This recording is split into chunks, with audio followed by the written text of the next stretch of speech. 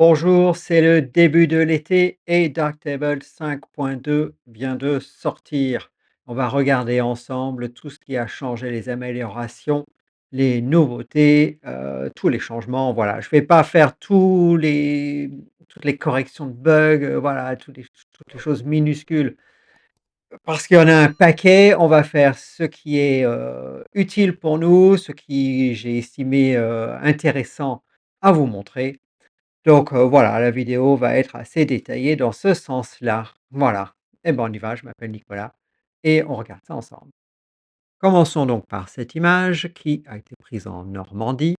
Elle a été, complètement éditée, et vous voyez en fait qu'il y a un module qui est nouveau ici qui s'appelle AGX. Alors, ce module ne fait pas partie de la version 5.2.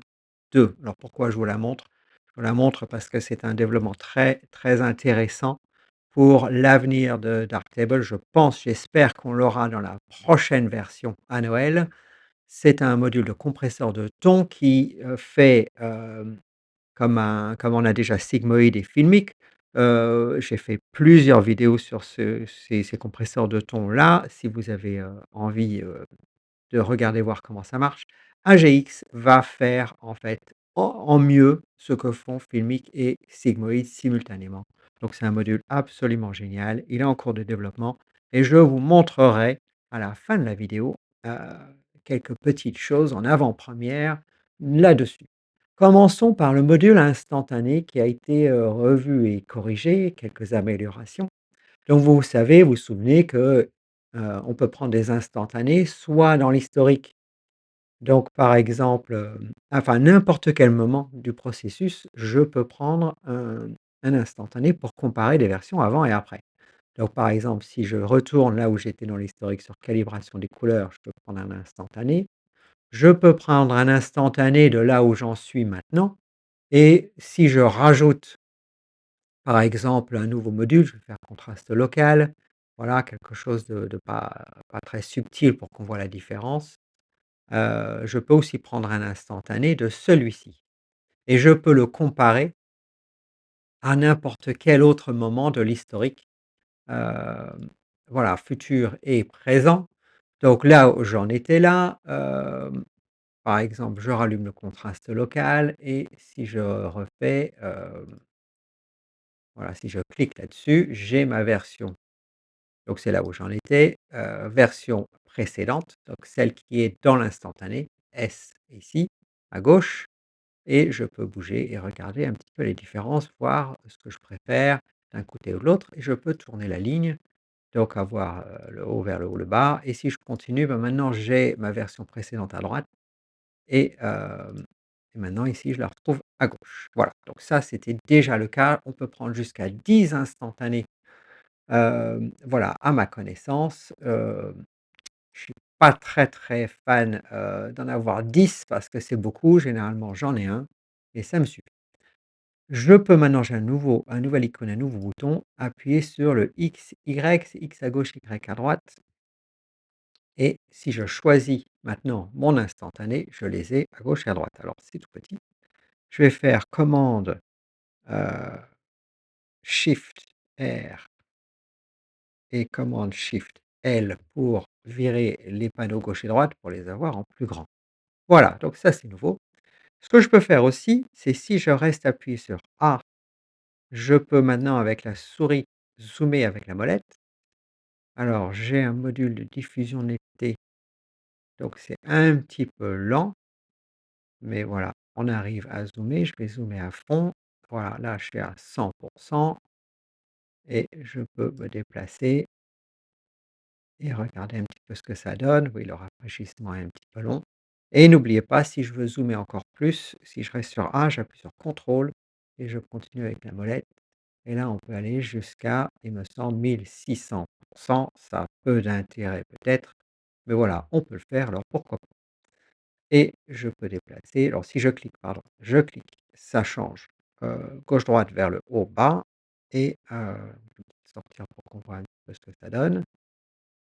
Voilà, je fais la molette de la souris, c'est lent, je sais, mais j'étais quand même zoomé sur une portion, minuscule de l'image. Voilà, donc je clique et j'ai la modification au bas gauche-droite avec le petit drapeau S qui me montre toujours lequel est l'instantané. Ici, je l'ai à droite, mais moi, j'aime bien l'avoir à gauche. Ça tourne en fait, c'est ça que ça fait. Voilà, je vais refaire apparaître CTRL SHIFT R et L mes panneaux et je vais cliquer ici sur contraste local pour revenir, là où j'étais et 2 petites choses sur ce module instantané. Souvenez-vous, si je clique sur la flèche ici, hem, le l'image va revenir, en fait, tous les modules ici vont revenir à l'état précédent. Donc ça, c'est bien, puisque ça veut dire que vous pouvez explorer de manière un peu, délirante votre image. Tant que vous avez pris un instantané, vous pouvez modifier plein de modules et quand vous cliquez sur la flèche, tout revient comme avant. Donc ça, c'est très sécurisant. L'autre chose, souvenez-vous aussi, c'est que si je change d'image, alors ça n'a pas beaucoup d'intérêt dans ce cas-là, mais ça peut avoir de l'intérêt si vous avez des images similaires. Vous avez ici dans les instantanés une petite flèche qui apparaît, qui veut dire que mon instantané est d'une image autre, c'est pas de cette image-là. Et si je clique dessus, voilà, j'ai les 2 images différentes côte à côte. Voilà et on peut les avoir aussi, imposées là, si on veut. Comme je disais, dans ce cas-là, c'est pas très intéressant, mais on peut le faire. Voilà et à espace pour revenir à mon image, donc la suivante, qui est celle-ci. Donc voilà, des petites améliorations bien utiles pour le module instantané. Dans les petites améliorations bien utiles, le module exporter a évolué aussi. Donc vous vous souvenez, exporter, c'est pour enregistrer votre image dans n'importe quel format, à n'importe quel endroit de votre disque dur, un JPEG, un TIFF, voilà, vous avez l'embarras du choix. Hem Et on a maintenant exporté avec des multiples pré-réglages. Donc à chaque fois que vous avez une exportation qui vous plaît, vous la mettez dans les pré-réglages, ici le petit menu. Donc on peut ajouter un pré-réglage ou en supprimer et ici maintenant, donc moi j'en ai pas mal pour les photos de famille, pour, mes réseaux sociaux, pour imprimer, donc je fais en TIFF, enfin voilà, plein de choses différentes et si je veux exporter de manière multiple, je clique ici et je peux choisir dans mes pré-réglages. Voilà, par exemple, je vais exporter cette photo à 3 endroits et je lance l'exportation. Et ce qui est intéressant, c'est que si vous changez de photo et vous éditez votre photo suivante, lorsque vous allez revenir sur l'exportation, les 3 mêmes sont cochés.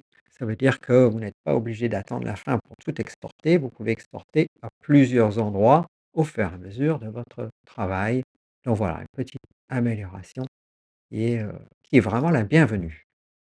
On a aussi une amélioration dans le module balance de couleurs RVB. Donc ici, donc j'ai une nouvelle instance, voilà, je viens de la remettre à 0.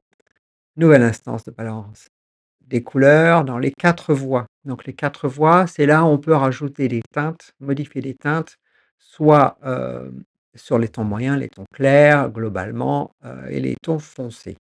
Donc imaginons dans les hautes lumières, si je veux Hem, modifier, au moins choisir, voilà, les couleurs des hautes lumières, je peux choisir ce petit icône-là et je vais choisir la teinte du sable et automatiquement, en fait, Darktable me donne la teinte opposée. Le principe de ça, c'était d'enlever, en fait, des couleurs, donc une balance de couleurs qui n'était pas, voilà, celle qu'on voulait. Par exemple, si vous avez une image un peu trop jaune, vous choisissez la partie trop jaune et ça permet de rajouter exactement le bon bleu dedans. Voilà, pour avoir une balance des couleurs correcte, hein, dans les hautes lumières, les basses lumières et cetera. Parfois, c'est pas ça qu'on veut et des fois, si je sélectionne du jaune et ben, c'est le jaune que je veux. Donc soit je retiens ça et je fais par exemple 237 moins 180, une rotation de 180 couleurs et là j'ai la couleur du sable, 57°. Soit je vais en fait cliquer sur contrôle et faire mon petit carré, voilà et là il va me sélectionner directement, pardon, pourquoi il ne peut pas? Voilà, 57. Si je reste appuyé sur contrôle pendant que je fais le petit rectangle. Ici, par exemple, je suis à 58. Ici, je suis à 225. Il sélectionne exactement le bon bleu. Et maintenant, là, ça va rajouter finalement. Alors, je le fais à chaque fois et ça marche pas. Hop, je sélectionne avec contrôle appuyé et je lâche contrôle à la fin. Et maintenant, je vais pouvoir rajouter du jaune, voilà, dans toute l'image. OK, donc ça, c'est une option nouvelle qui est aussi la bienvenue. Une autre amélioration a été faite dans l'organisation ici des pré-réglages. On a maintenant une, apparition de menus, de sous-menus. Voilà, avant tout était en ligne, maintenant on a des sous-menus. Donc dans les pré-réglages, faits par les développeurs du module, donc celles qui sont d'office, on a maintenant tout organisé déjà par sous-menu. Et puis mes pré-réglages, personnels ne le sont pas, donc je peux le faire. Ici, j'ai rajouté, voilà des pré-réglages. Alors c'est facile, virage de teinte. Alors j'avais déjà fait dans la vidéo, j'avais mis Q-Shift. Donc ici, par exemple, si je veux faire une rotation de 100° de mes couleurs et je veux ça comme pré-réglage, je vais faire un nouveau pré-réglage et je vais avoir le nom de mon menu. Donc j'avais déjà mis Q-Shift, hein, c'est virage de teinte. Je mets, la petite barre verticale, le pipe et puis je mets +100 et là, il va le mettre dans le menu Q-Shift où je peux faire, virage si vous voulez, on va faire en français, allez, virage +100, j'effacerai après et maintenant j'ai un pré-réglage, voilà, qui est en virage +100 et je peux en rajouter un autre. Voilà, mettons -100, nouveau pré-réglage et je vais faire virage, pipe donc, sur Mac, c'est option shift L, hem et puis je vais mettre -100. Voilà, vous trouverez sur votre clavier comment on fait le petit pipe. Voilà et maintenant j'en ai 2 qui sont rangés dans les virages. Alors c'est pratique, oui, c'est pratique, ça permet de ranger quand on a beaucoup de pré-réglages. Personnellement, j'ai pas beaucoup de pré-réglages, donc je ne range pas ou pas encore. Je trouve que ça peut, ça prend moins de place, c'est certain. Je trouve que, par exemple dans diffusion de l'été où il y a beaucoup de pré-réglages, je trouve que maintenant je mets beaucoup de temps ou plus de temps pour trouver les réglages que je voulais. Donc, bon voilà, c'est bien rangé. Bon, je suis un petit peu dubitatif, mais pourquoi pas? Voilà, je leur donne le bénéfice du doute sur celui-là. Il faut vraiment que j'enlève ces couleurs très moches. Voilà, revenons aux couleurs de base. Alors on a dans cette version 5.2 de Darktable un nouveau module qui est quand même un petit peu mystérieux, je vous le montre. Il s'appelle Mask Raster Externe et l'idée, c'est de pouvoir importer d'un logiciel extérieur un masque que vous aurez fabriqué sur votre photo pour faire des modifications. Alors j'imagine que l'idée, c'est de faire, du masquage, IA, d'enregistrer le masque et de le réutiliser dans Darktable qui, lui, ne gère pas, les masques IA. Pourquoi pas? Super idée. La seule difficulté, c'est que le format des masques, c'est du format PFM. PFM, donc là, j'ai trouvé alors moi, je ne sais pas faire du PFM, honnêtement. J'ai essayé dans Affinity, dans GIMP, dans Photoshop de sauvegarder sous format PFM, je n'y arrive pas. Donc j'ai téléchargé, en fait, des exemples de fichiers PFM pour voir ce que ça faisait. Donc voilà, j'ai trouvé des images sur internet PFM. Hem J'espère que les propriétaires, je ne sais pas les droits de ces photos-là, voilà, j'espère que ça posera pas de problème. J'ai un masque raster, voilà PFM et on peut choisir, pardon, là-dedans les canaux, rouge seulement, rouge, vert, bleu, enfin voilà, soit 2 couleurs, soit une seule couleur, soit tous les canaux et l'idée, c'est qu'en fait, pour ce masque-là ne fait rien, mais si je vais dans un module autre, par exemple, je vais faire l'exposition, je vais faire une nouvelle instance d'exposition. Donc je vais faire, externe, le nom, contrôle-clic sur le nom, hein, pour le modifier et je vais dans les masques raster et ici j'ai masque raster externe et maintenant le masquage, si je baisse l'exposition, il va baisser. Alors c'est rigolo pour faire, la double exposition, hein. Hem, il va utiliser ce masque-là. On peut avoir évidemment plusieurs instances de masque raster externe. Donc là, je vais l'appeler, celui-là, je vais faire contrôle-clic, je vais l'appeler champ et je vais faire une nouvelle instance que je vais appeler, mémorial parce que le fichier s'appelle mémorial. Heu, je clique ici sur le petit dossier et c'est sur mon disque dur, j'ai un mémorial donc .pfm. Donc si vous savez des choses sur, ce format PFM et comment on peut enregistrer des masques, sous ce format-là, je suis preneur. Laissez, donc le message, dans les commentaires en dessous, voir si on peut, faire quelque chose avec ça ensemble. Donc masque raster externe, vous voyez ici, j'ai mémorial qui est apparu. Je peux modifier et avoir, voilà, j'ai le masque mémorial qui apparaît. Donc c'est juste un masque, hein, c'est pas 2 images surimposées, c'est juste un masque. Bon, donc un à suivre, voilà, j'ai envie de dire pour ce module-là, on verra bien où ça nous mène. Alors je suis revenu à la table lumineuse pour montrer quelques modifications. La première toute bête ici en bas, pour savoir combien j'ai en largeur de miniature. Donc avant c'était un curseur et on le bougeait, c'était un petit peu compliqué, enfin voilà, et là c'est beaucoup plus simple, juste plus ou moins 5, 4, 3. Donc moi je suis à 5, ça me plaît bien. Dans l'éditeur de métadonnées maintenant, tout est, configurable. Donc ça peut servir à certains qui ont des besoins bien spécifiques. Donc ici, en fait, j'ai quelques titres là qui ont été mis, d'office. Mais si je vais dans le menu et je vais dans préférences, je peux, bah, déjà en choisir. Donc je peux, voilà, avoir le nom de fichier ici. Heu Donc si je fais enregistrer, j'ai le nom en fait qui est enregistré dans les métadonnées de mon appareil photo de comment s'appelait la photo avant que je l'importe. Voilà, ça peut être intéressant. Donc c'est juste un exemple, hein. Mais si je peux rajouter, si je fais plus, je peux rajouter absolument tout ce qu'on veut. Ici, je prends voilà la liste, j'ai toutes les métadonnées possibles et imaginables. Donc là, je suis à Canon, Nikon, enfin voilà, je fais défiler tout ce que vous voulez et puis j'ai des choses exif. On peut en choisir, ce que vous voulez, enfin voilà, l'idée en fait, c'est que vous pouvez en choisir, vous en choisissez, 1, heu et puis, donc est-ce que j'ai les fontes? Qu'est-ce que ça pourrait être?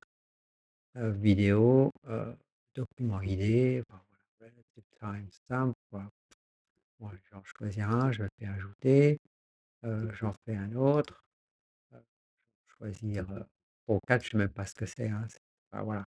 C'est assez, particulier. Ils sont arrivés dans ma liste, si je fais enregistrer, voilà, j'ai ces données, qui sont enregistrées, donc voilà, je vais mettre cheval et j'enregistre en fait, dans mon nom de projet, dans les métadonnées quelque part, voilà, bon, c'est enregistré.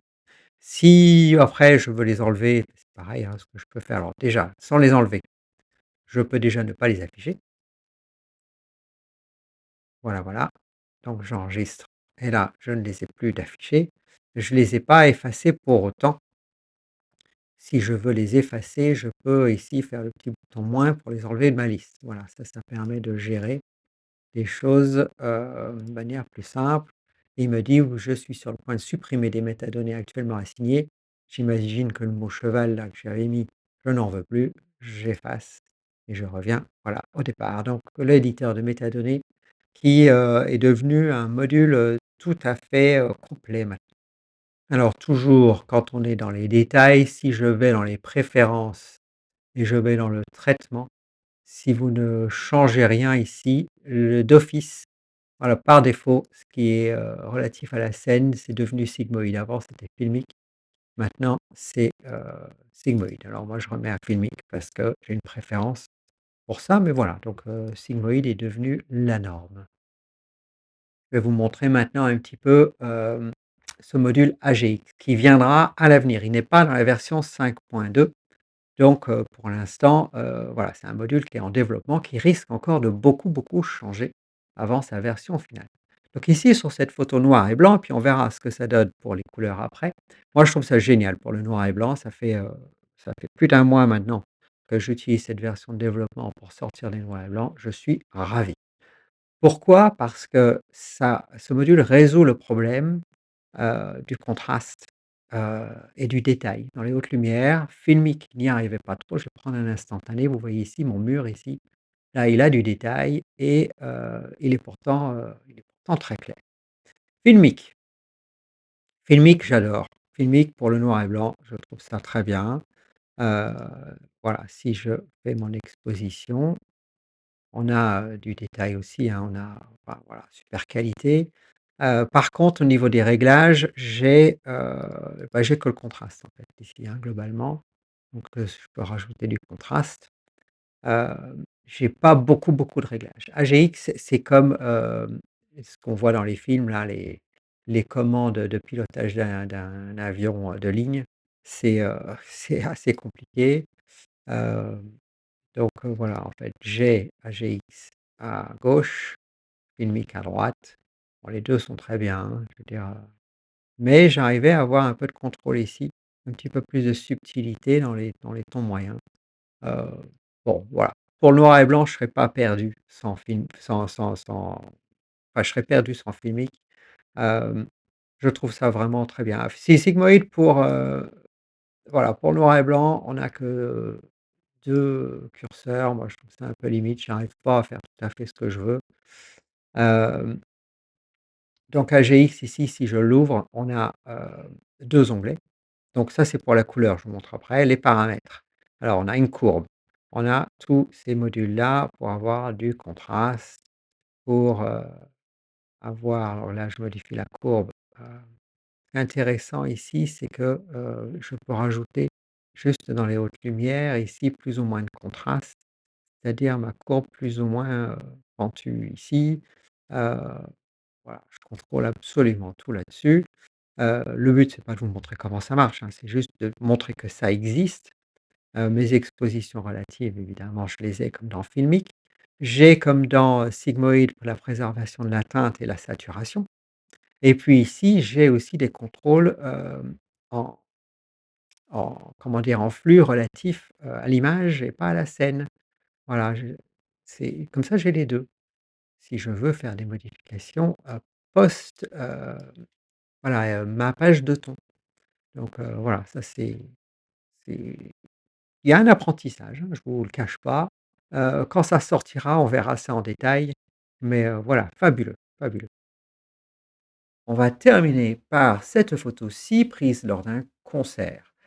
Alors le problème quand on a des photos de concert notamment, ce sont les lumières qui sont très fortes, donc quelque chose de très lumineux et de très saturé. En photo numérique, en imagerie numérique, ce qui est très lumineux tend vers le blanc, donc désaturé. Et si on veut des couleurs saturées, elles sont en général des tons assez foncés ou des tons moyens. On n'a pas le choix.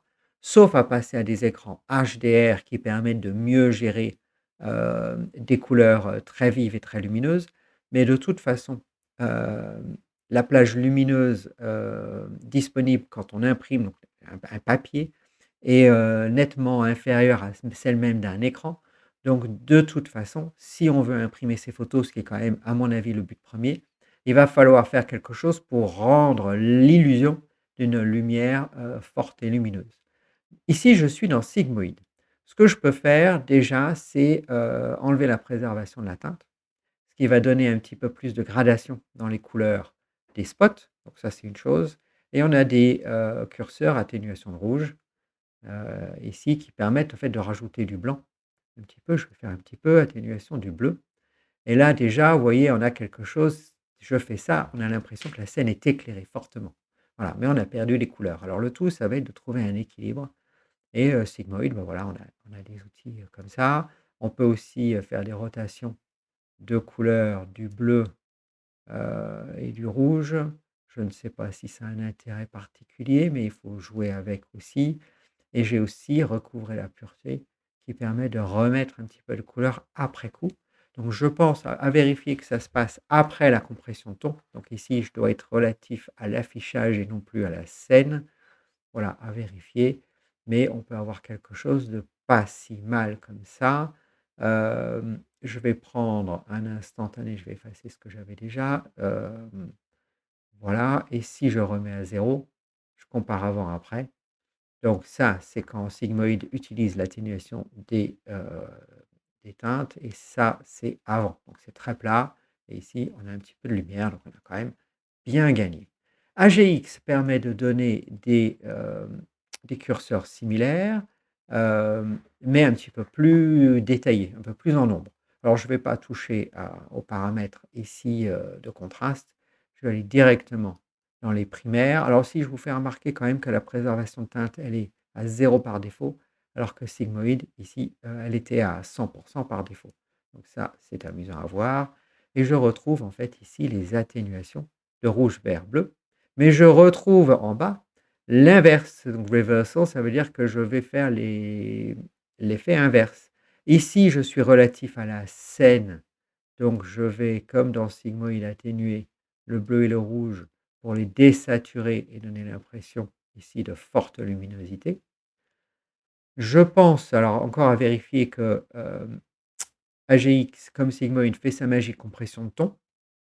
Et lorsque j'agis sur ces curseurs-là, ça se passe après coup, donc relativement en fait à l'affichage. À vérifier. Euh, donc voilà, et là je peux rajouter des couleurs. Recouvrer la pureté ici, vous voyez, je peux avoir un curseur, je pense que c'est un master ça, global qui va prendre en compte ce qui est en dessous. À vérifier aussi, je fais une présentation rapide. Je n'ai pas tout bien travaillé là-dessus. Tiens, je retrouve des bleus très bleus. Ah, c'est amusant. Bon, allez, voilà, on a quelque chose comme ça. On va comparer à Sigmoid. Donc Sigmoid à gauche, AGX à droite. On a des choses similaires, hein, c'est pas révolutionnaire, mais on a beaucoup plus de contrôle. Donc dans des cas particuliers, lorsqu'on a un désir particulier de réglage, on va avoir ici beaucoup plus de curseurs pour agir et avoir le look qu'on veut. Voilà, donc ça c'était petite présentation du module AGX. Merci à tous les développeurs qui ont permis donc cette sortie de la version 5.2 et à toutes les personnes qui les accompagnent, qui les aident, qui testent, qui détectent, qui corrigent les bugs, etc., etc. Il y a toute une communauté très active. Merci à eux. Merci à vous aussi qui vous intéressez à Darktable et qui avez suivi cette vidéo jusque-là sans éteindre. Je vous en remercie. Pour ma part, donc, je vais vous saluer et vous dire, vous dire à bientôt. Alors à bientôt tout le monde.